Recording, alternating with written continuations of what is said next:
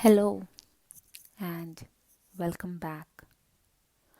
So, today I thought of talking about emotional abandonment issues.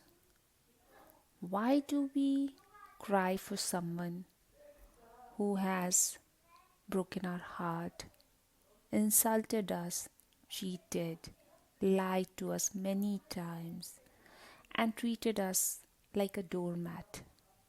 And we are crying and trying our best to win them over, to get back with them.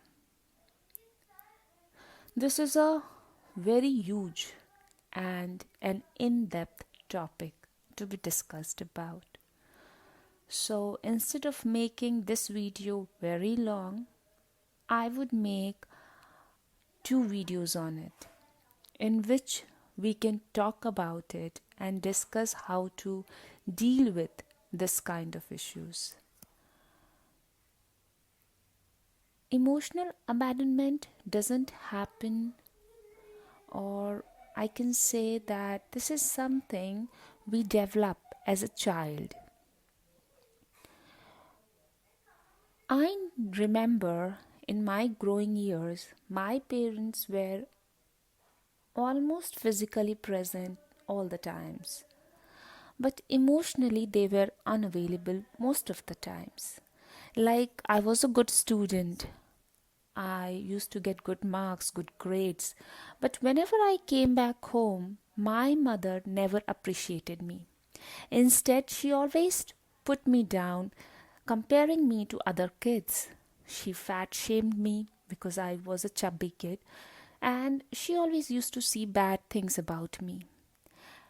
Due to her behaving with me in this way, I don't know why she used to behave like that. This has somehow created a problem inside me. When I started growing up, I always used to think myself below everyone. Like, I always like I compared myself to everyone and anyone, and I always felt that I am the worst one. I tried my best just to be like another kid so that my parents would appreciate me, they would like me more, they would pay me more attention. And this happens with many kids who are trying to win their parents' attention. Those parents who intentionally or unintentionally are ignoring their kids. And this complete thing was so deep rooted inside me that even though when I'm a grown up woman, there are days when I still compare myself. But my conscious mind stops me and I just get back from that place. I realize I cannot do that. I cannot teach the same thing to my kid, and I'm very conscious like I am not going to be the same mother like my mother was or my mother is. She doesn't know how to appreciate me, and just to win her attention, just to make her love me more, I tried to do my best. And when I see from today where I am, I was actually doing the best I can, and I was a very good student. I wasn't that fat. But maybe that is how they are wired up. Even though my mother was never emotionally present, at the same time, my father accepted, or he used to agree with everything she said. He never had any opinion of his own, due to which I never spoke to them about any of my problems. And throughout my childhood, I just worked hard to gain my parents' attention. I did everything best I could just to make them happy, just to make them say once for once that you are the best kid in the world. Now, while studying about lifestyle disorders and how people are suffering this kind of problems, I got to know that this is a deep rooted problem. When we grow up, this is something that is being wired up in our mind, that someone who is ignoring us, someone who's not paying proper attention to us, or someone who's not treating us right is always superior to us. And that is where we go wrong. Now, because I have learnt my problem, I have fixed my childhood trauma, I can speak about it. And there are many people who are suffering this and they don't even know about it. They had abusive parents, they had parents who were emotionally unavailable to them. There were parents who put so much burden on their kids regarding studies and their social status that they want their kids to fulfill.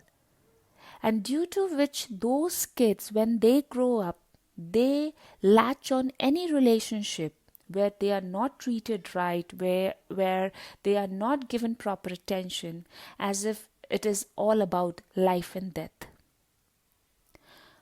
Let me tell you something.